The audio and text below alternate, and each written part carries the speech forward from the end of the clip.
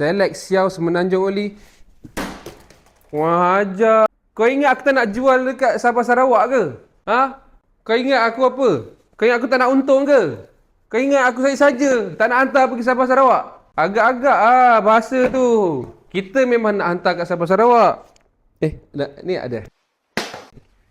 Kita memang nak hantar kat Sabah Sarawak, tapi masalahnya tak boleh. Kita dah kena frozen banyak kali sebab hantar kat Sabah Sarawak. Kau faham tak? Kau faham ke tak ni? Tiba.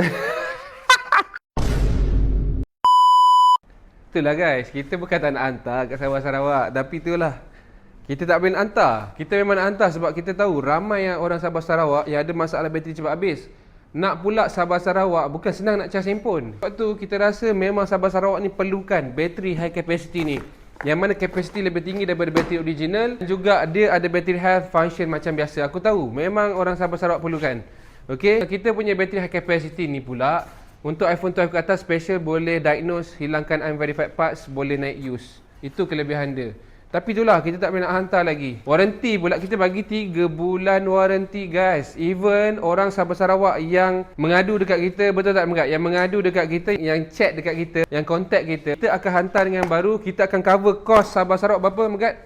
Cost RM20 tu satu kali pergi balik ke pergi saja? Satu kali pergi saja. Pergi balik dah berapa dah? Pergi balik dah RM40. Bayangkan guys, kita tanggung kos tu.